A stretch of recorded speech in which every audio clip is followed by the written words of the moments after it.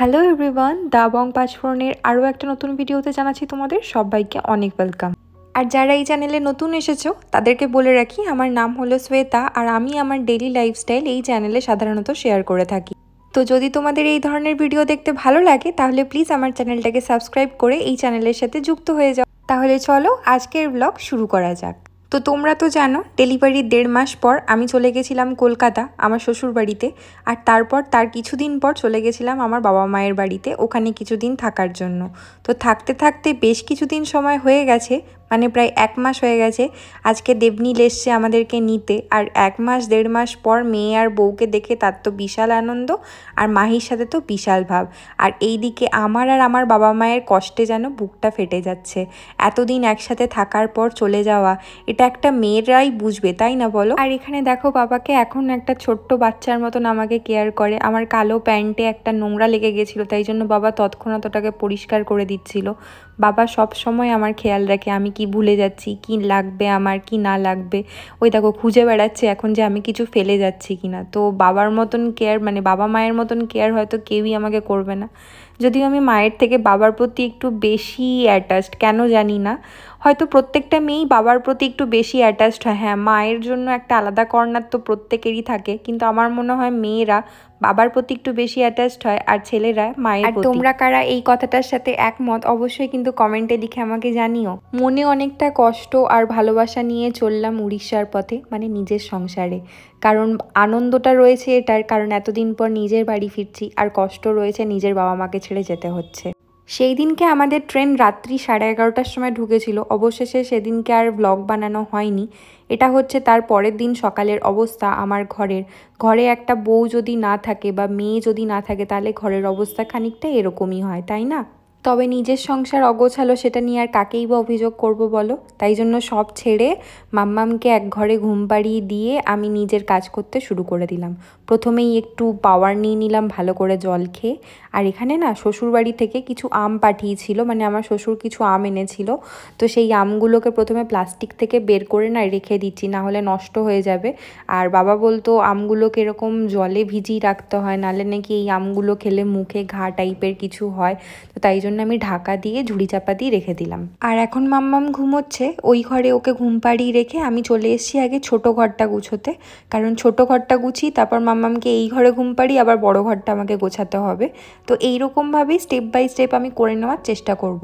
প্রথমে যা যা কাপড় জামা ছিল আমি না শুকে শুকে দেখে নিচ্ছি। এরকম তোমরা কারা কারা করো আমাকে কিন্তু জানাবে, যে জামা কাপড়ের গন্ধ শুকে বোঝা যে এটা বাসি না কাঁচা।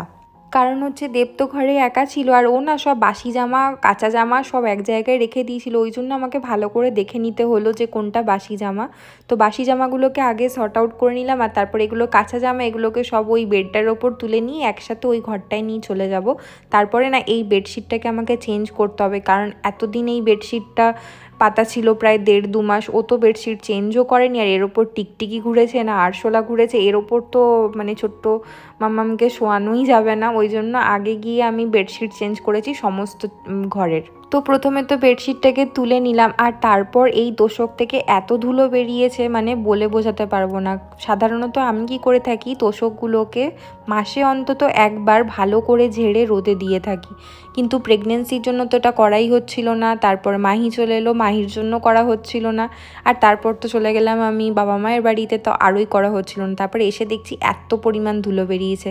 তো যাই হোক, এখন তো মোটামুটিভাবেই পরিষ্কার করতে হবে। একসাথে যদি এত কিছু করতে যাই তাহলে তো আমার আবার কোমর ব্যথা শুরু হয়ে যাবে। আর তারপর ওই নোংরা চাদরটা দিয়েই আমি ভালো করে ডাস্টিং করে নিয়েছিলাম, মানে এই রুমে যা যা ছিল সব কিছু আমি এই চাদরটা দিয়েই মোটামুটি ডাস্টিংটা সেরে ফেললাম। আর তারপর না একটা নতুন বেডশিট বিছিয়ে নেবো, আর আগে গিয়ে ওই ঘরের জানলাটা আমি খুলে দিলাম, কারণ যতক্ষণ না ঘরে দেখবে একটু সানলাইট ঢোকে ঘরটা যেন একটু ফ্রেশনেসটা আসে না, তাই না? আর দেখো তোমাদের সাথে কথা বলতে বলতে কতটা কাজ এগিয়ে গেল, মানে মোটামুটি ছোটো ঘরটা আমার পরিষ্কার হয়েই গেল। আর আমি তো ঘর ঝাঁট মোছা করতে পারি না, কারণ খুব বেশি দিন হয়নি আমার সেকশনের। তো জানকি মানে আমার যে হেল্পিং হ্যান্ড আছে সেই আমাকে সকালবেলায় এসে ঝাঁট মোছা করে দিয়ে যায়, তারপর সন্ধ্যেবেলাতে এসে আবার ঝাড়ু দিয়ে দেয়। তাহলে দেখো দেখতে দেখতে কিন্তু এই রুমটা পরিষ্কার হয়ে গেল। আর দেখতে দেখতে দেবনীলও চলে এলো ঘরে। তো আমি ওর জন্য আর আমার জন্য একটু নুন চিনির শরবত করে দিলাম।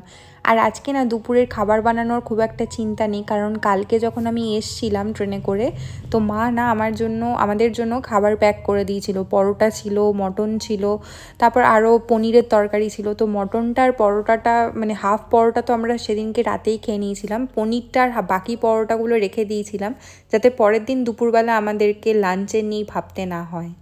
আর যেহেতু দেবনীল চলে এসেছে, ওর সাথে তো আমিও একসাথেই খেয়ে নেবো, নাহলে আমি আর খাবার সময় পাবো না। হয়তো ও মাহিকে ধরবে আর আমি ওকে খাইয়ে দেবো, এইভাবেই দুজন আর কি কোনো রকম করে খেয়ে নিচ্ছি। আর এরপর দেবনীলও চলে গেল, আর ওকে আমি যেহেতু ছোটো রুমটা পরিষ্কার করে নিয়েছি না, তো ছোটো রুমটাতে ওকে শুইয়ে এরপর চলে এসেছি বড়ো ঘরে। বড়ো ঘরটা তো সব থেকে বাজে অবস্থা হয়েছিল। বড়ো ঘর, ওয়াশরুম আর রান্নাঘরটা, এই তিনটে জায়গা সব থেকে বেশি অবস্থা খারাপ। তো ঠিক আছে, এখন অল্প অল্প করে পরিষ্কার করব, তারপরে ডেলি বেসিসে যখন করতে থাকবো না তখন খুব ভালো করে চকচকে পরিষ্কার যেমন আগে ছিল সেরকমটা আবার হয়ে যাবে। তো এই দিক থেকে না আমার অনেকটাই রিলিফ হয়। তোমাদের মধ্যে একজন জিজ্ঞেস করেছিল যে তুমি এত ছোট বাচ্চা নিয়ে চলে এলে, এরপর তুমি সবটা ম্যানেজ করবে কি করে। তো একটা তো বললাম যে জানকি আমাকে অনেক হেল্প করে দেয়, আর দ্বিতীয়ত আমাকে টাইম বের করে নিতে হয়।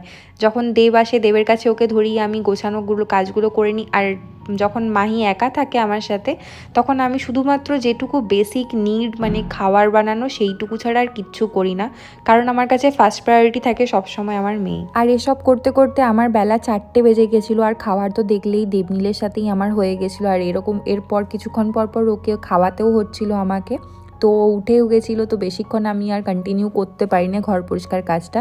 আর এখন যা গরম পড়েছে, কমফোর্টারের কোনো দরকার পড়েনি। আমি এই কমফোর্টারটা মানে কি বলবো, আমি কমফোর্টার করে কিনে তো ফেলেছি, কিন্তু এটা এত মোটা কমফোর্টার কিনে ফেলেছি না যে ওটা আমি ইউজই করতে পারি না, কারণ আমার প্রচণ্ড গরম লাগে। দেবনীলের জন্য এটা একদম অ্যাপ্রোপ্রিয়েট, তাই জন্য আমি ভেবেছি বেকার বিছানা গজর করে লাভ নেই, এটা আমি ডেলি গুছিয়ে রেখে দেবো, আর ও রাতের বেলা বার করে ও নিয়ে ঘুমোবে।